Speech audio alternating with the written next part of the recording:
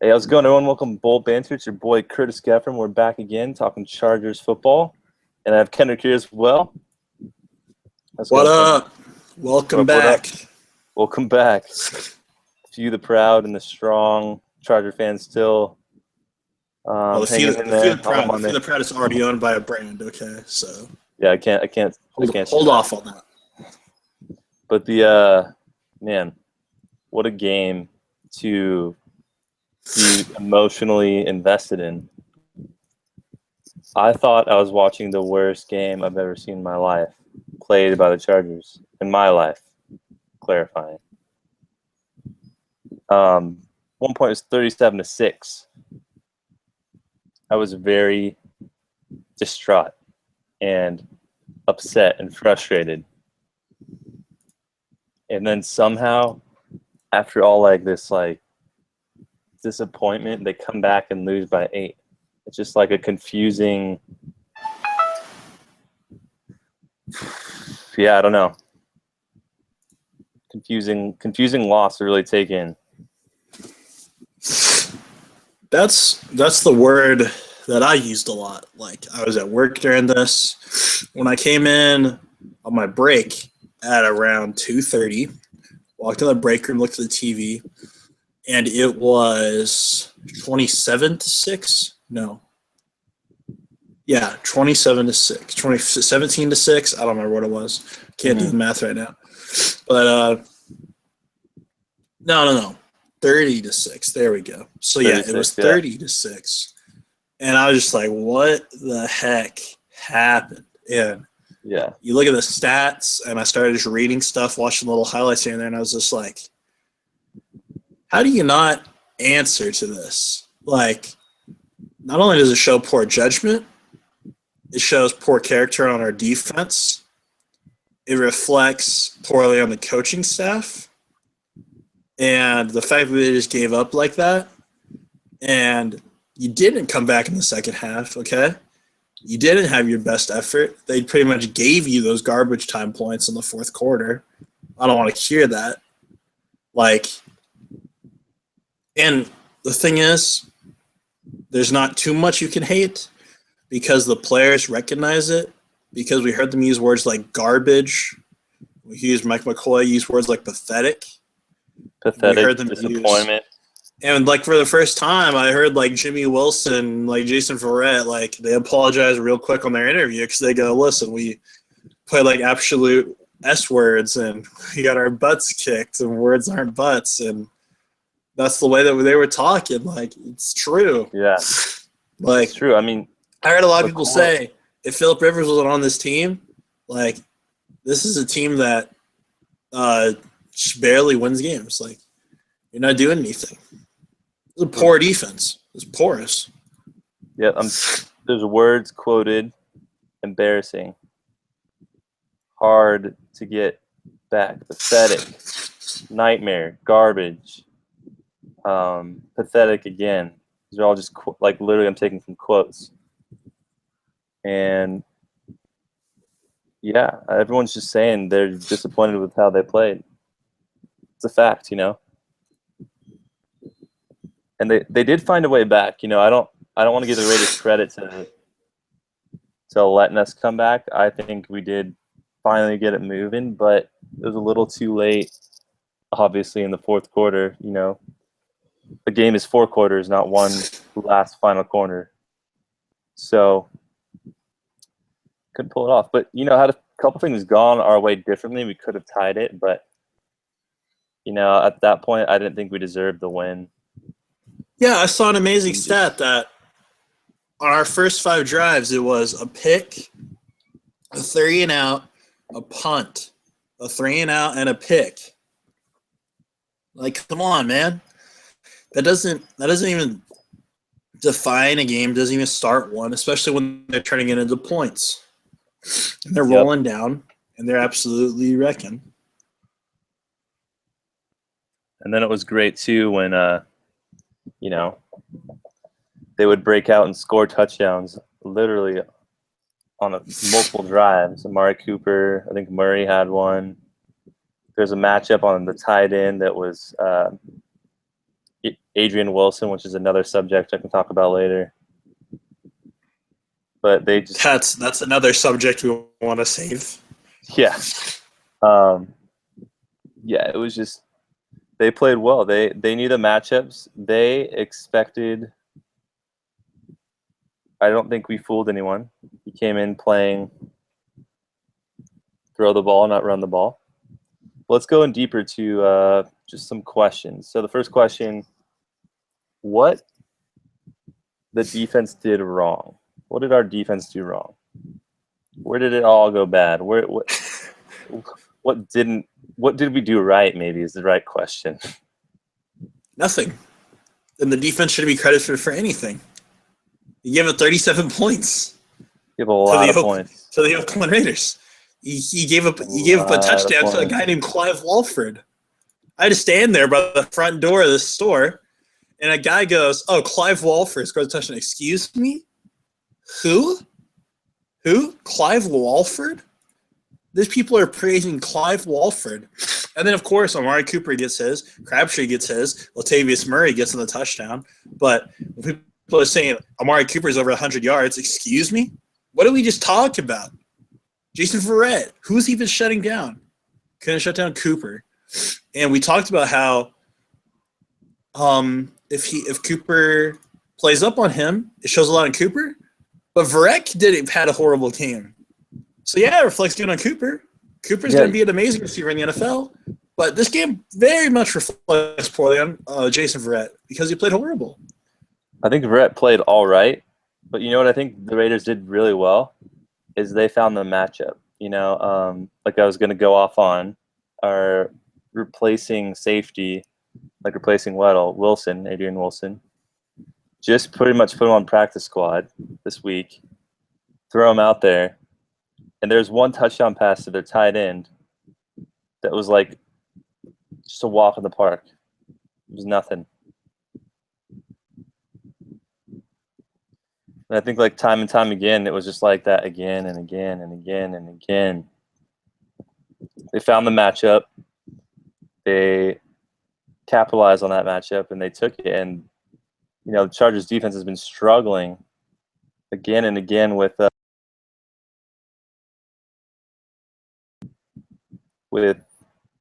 basically shutting down the run, shutting down the pass, and really like holding guys to 3. We've done that here and there, but we haven't really gotten consistent with shutting teams down to 3 and outs, which has been really tough to watch.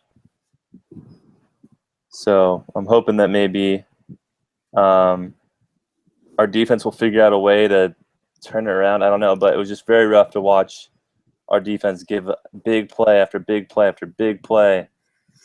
And man, I remember, I don't know how far in the game it was. It was like 3rd and 19, and it was just a bomb to Cooper, and he caught it, came down with it. I think there was one where Adrian Wilson had a chance to knock it away or pick it. Yeah, it was a 55-yard pass to the 7-yard line, right? Yeah. Yeah, it was the first play I saw of this game. And Adrian Wilson could have flicked it out of his hands, and Cooper came down with it. Like, Cooper landed in his lap, and he's like, "Thank you." Punched him in the gut a little bit when he got up. Like, have some change, have some cab fare. It's absolutely ridiculous. Our defense is giving up too many points. How many times are we going to see on the internet this 55-yard screen, whatever it is, a Crabtree, this juke out 55-yard play to Cooper? Like, oh my goodness, I'm sick of seeing this because he's just hopping all over these guys. It looks like, I don't even know what it looks like. It looks like a poor tackling drill with a bunch of middle schoolers playing high schoolers. Yeah, dude, it was just not fun to watch. And the hardest part for me was having to watch Weddle on the sideline. Because you could make a case that it isn't his best season, but I think we underestimate, and I think our organization underestimates how much of a big-time captain and leader he is of this defense, where when everyone, drops the ball, he's there to pick it up and knock someone down. And a lot of people joke about this guy too, but I think Teo's a big part of the heart of our defense too. I think Teo would have really ripped a new one on a lot of guys. I really do. If he had been out there. If Weddle had been out there, he would have been ripping this secondary a new way. If Teo had been out there, he would have been out there ripping him, not only, but making adjustments because he is the signal caller of this defense. Like you could tell as you look at it, they're not making the adjustments that they need to be making. They're not making blitz packages. And you know who that reflects on? It reflects on John Pagano. I think so too. It reflects so poorly on John Pagano because you weren't prepared for this. You half-assed this job.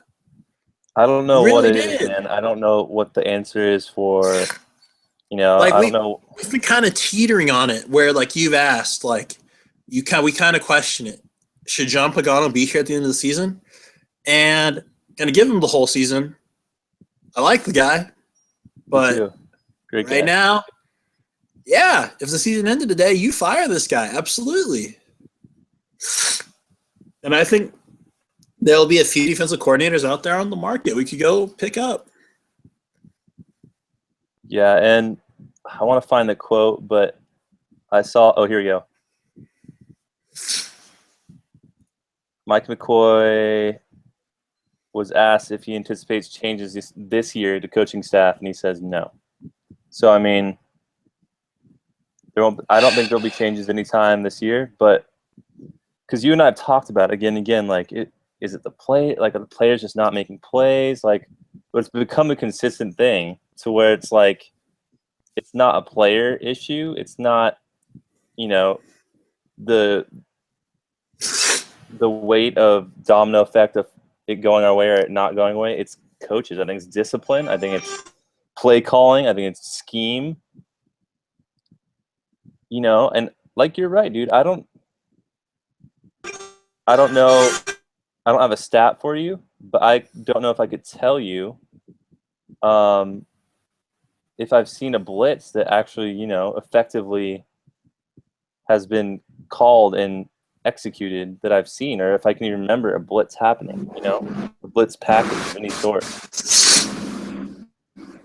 Do you recall anything of that matter, of any blitzing or like, I know we blitz, but you know what I'm saying? Like there's one this game where it was like a Flowers blitz, like he came in corner blitz, but like, you know, there's no crazy bum rush blitz. Though. There's no like bum rush blitz, you know. I feel like we're not this defense that can 1 second be locked down, the next second be up in your face where everyone's literally on the quarterback. I'm kind of just playing like a mediocre, you know, you pass it, we'll tackle you. You run it, we'll tackle you. Hopefully, if we can remember how to tackle, it's just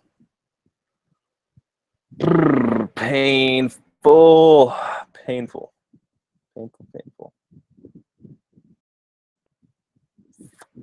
Let's see. Probably should move on to the next bit here. Maybe talk about the offense a little bit. So, man, our offense, I feel like, did not even get moving till the fourth quarter. My voice cracked there. Sorry. Yeah, it seemed like the fourth quarter is when we started getting moving. I mean, we scored 23 points in the fourth quarter, and before that, we only had 2 field goals in the first half. So, gosh, it's really interesting to me, too, how we did not run much in the first half. I mean, we ran 2 or 3, maybe a handful of times, but we didn't have the run game going, and that really reflected later on.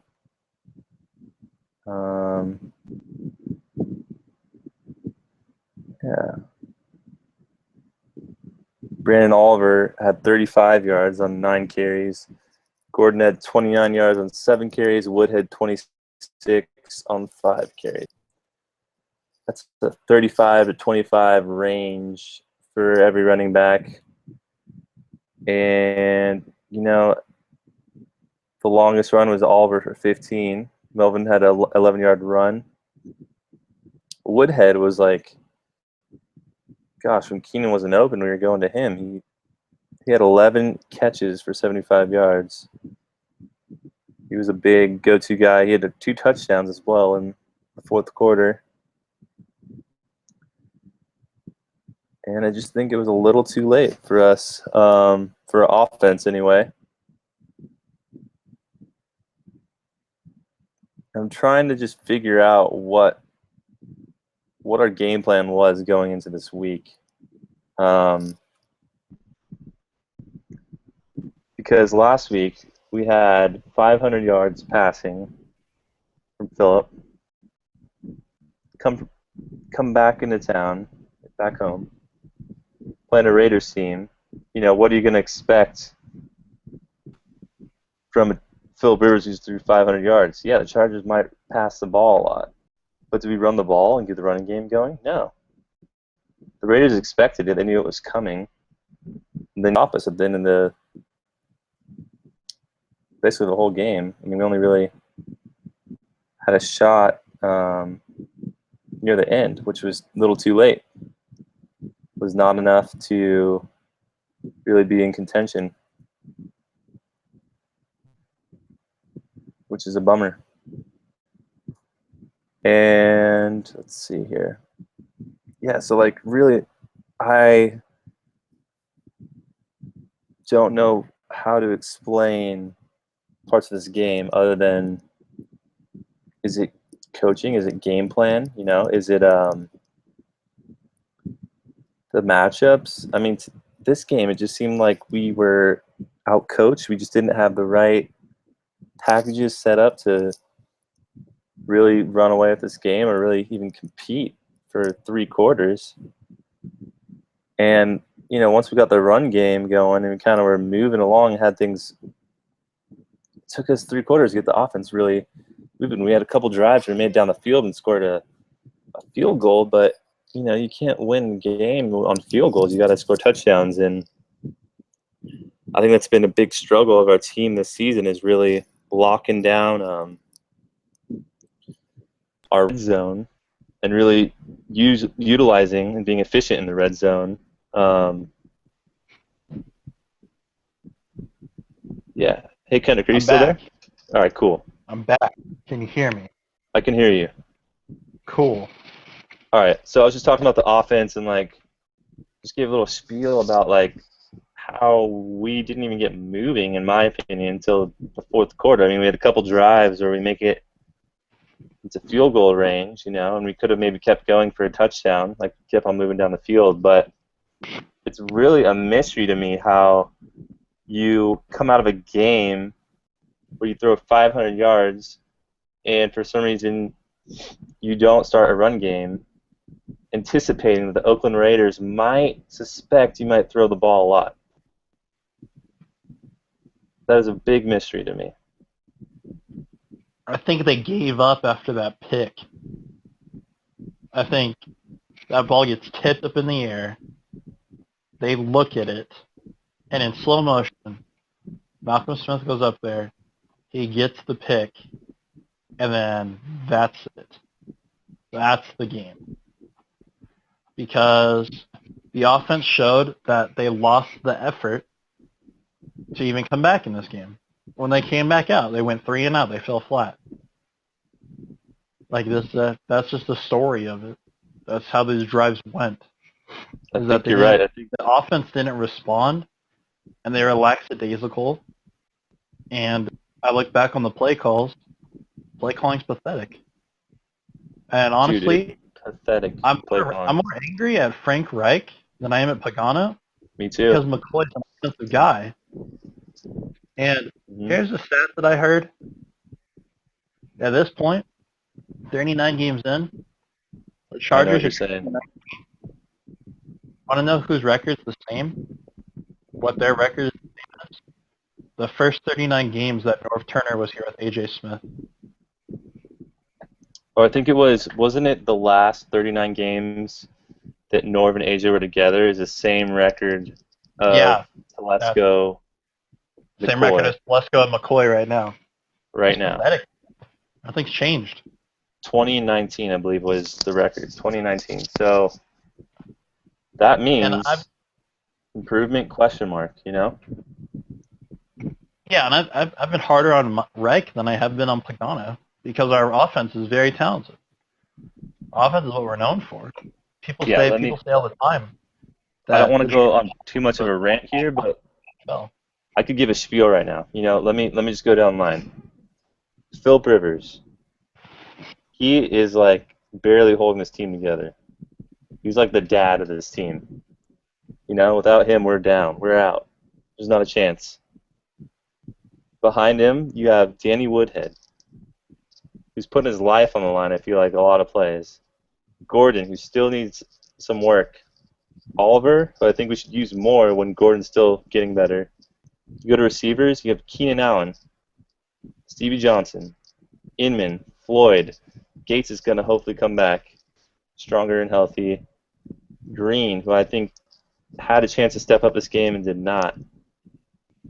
Our O-line, who is a big question mark and gives me headaches every season apparently, but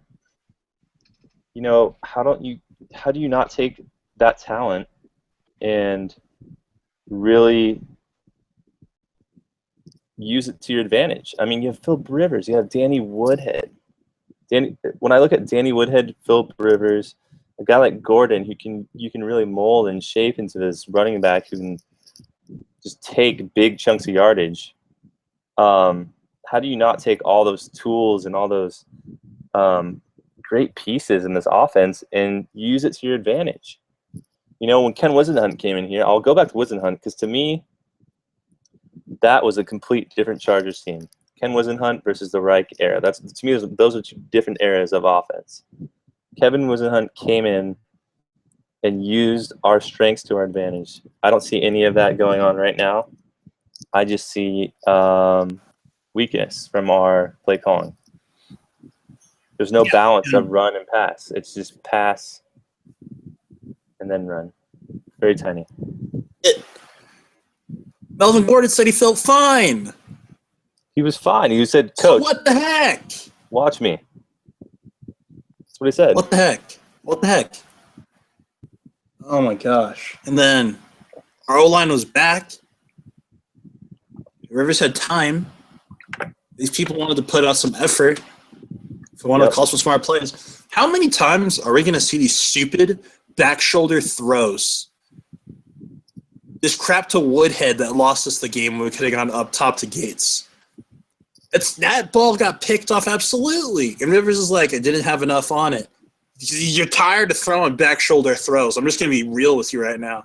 I'm tired of seeing these passes go to Keenan Allen. Keenan's probably tired of it. He probably gets a little two-step on the 6 route coming back across. Doesn't want to. If you remember when Ken Wisenhunt came in, he changed Rivers' throwing motion in his windup to where he was very quick and stepping forward into traffic to get a pass away. And he's slowly gone back to – I've seen it get more and more and more frequent where he's doing the thing where he throws on the back foot and it's like a lob, Yeah, he throws it from where his shoulder's at. He winds up and he throws like a pitcher, and that's because the play calling's so conservative. Yeah, it is super conservative. It is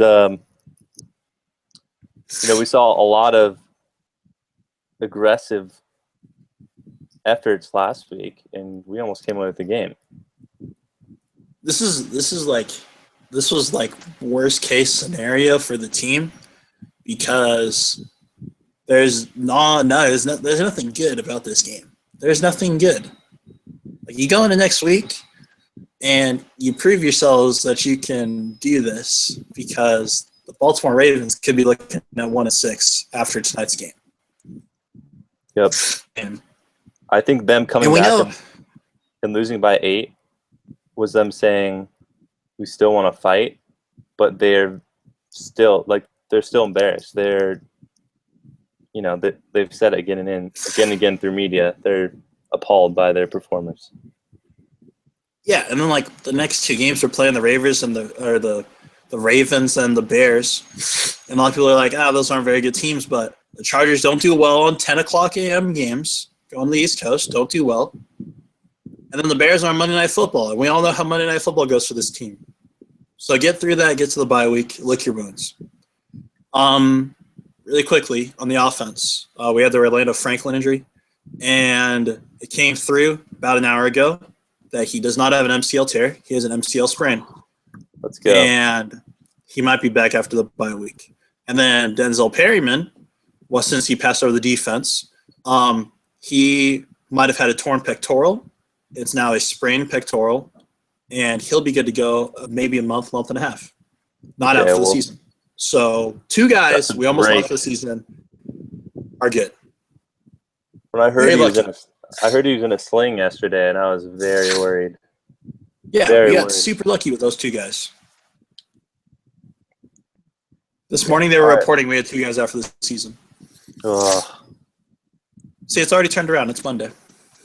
It's Monday. It's only Monday, guys. Okay. All right. Well, we've really gone, I feel, deep into offense, defense, coaching staff.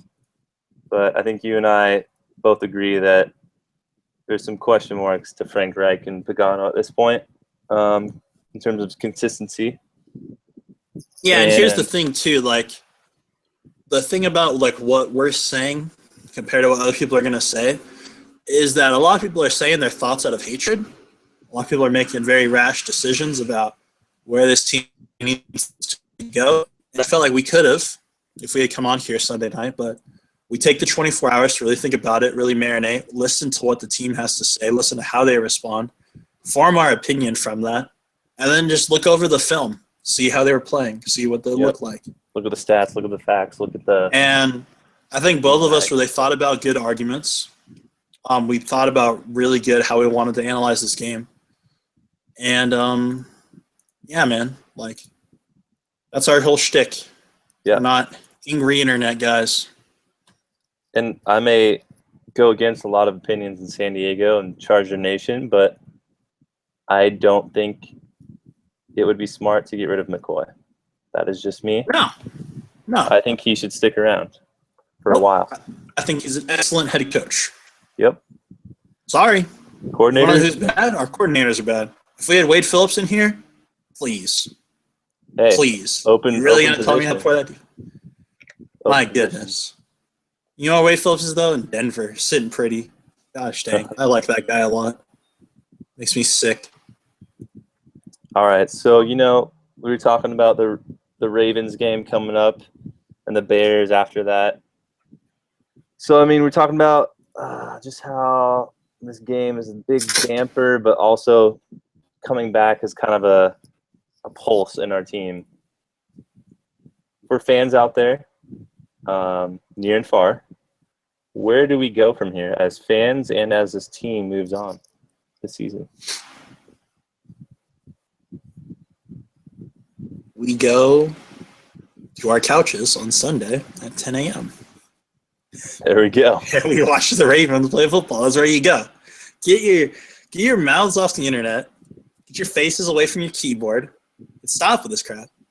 I'm tired of it. I agree. I think, you can only do so much typing and angsty comments and Facebook posts and Twitter posts that you got to face reality and decide for yourself. There's next week. And I bet you a lot of Charger fans were thinking that maybe now, and I know players especially, after a game like this, you move on. There's next week. Got to move on to the Ravens. Like a lot of coaches will tell you, when their team has bad performance, you got to move on.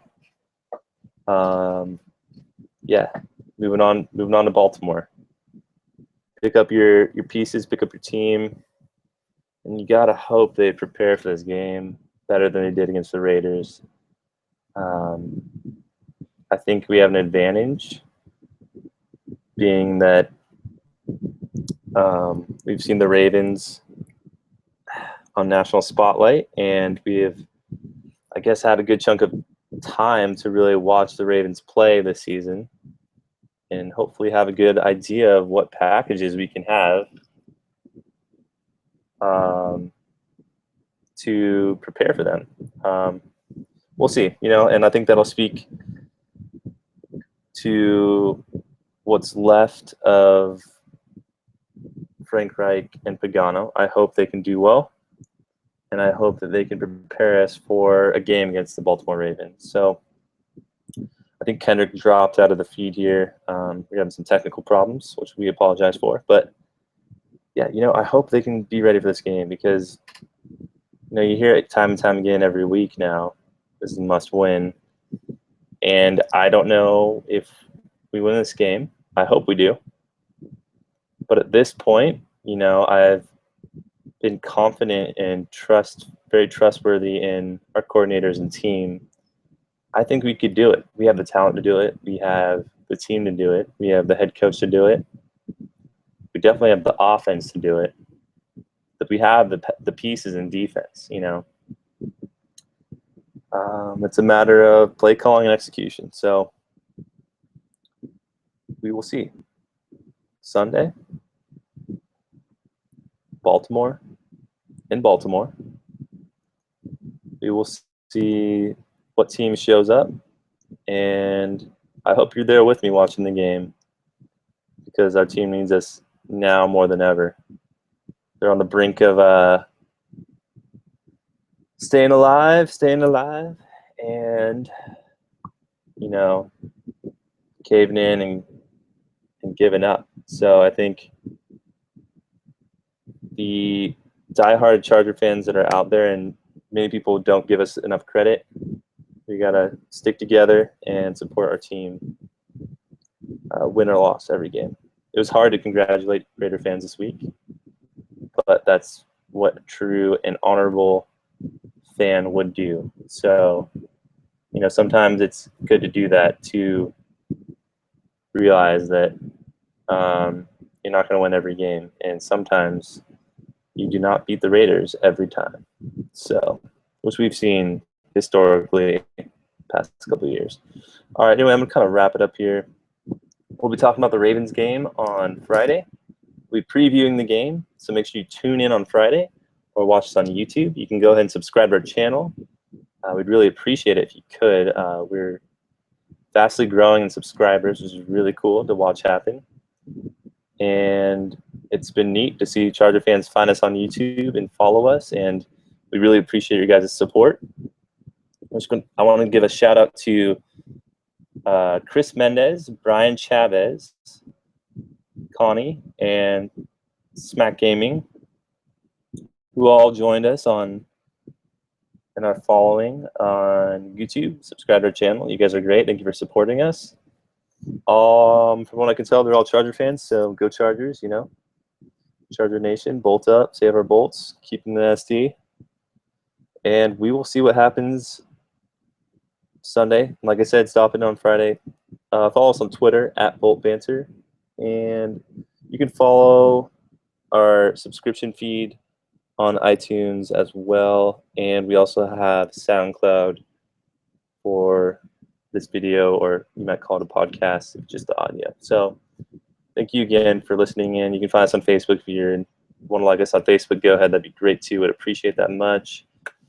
But would appreciate it mucho. Subscribe to our channel. Keep checking back. We're going to stick through this through the season, win or loss. I'm hoping we can turn this around soon and end the season well, make a good run here, because we have the pieces to do it, and I believe in our team. So, all right, guys, thanks for stopping in today. I apologize. Kendrick still couldn't get back through technical difficulties, which is something we'll figure out. But he would say, thanks for stopping in San Diego. And I'm going to say thank you for stopping by, guys, and have a great week. Don't stress too much about football. Enjoy time with friends and the little things. So we'll see you on Friday talking Chargers football and previewing the game against the Ravens. Thanks for stopping in, guys, and we will see you next time.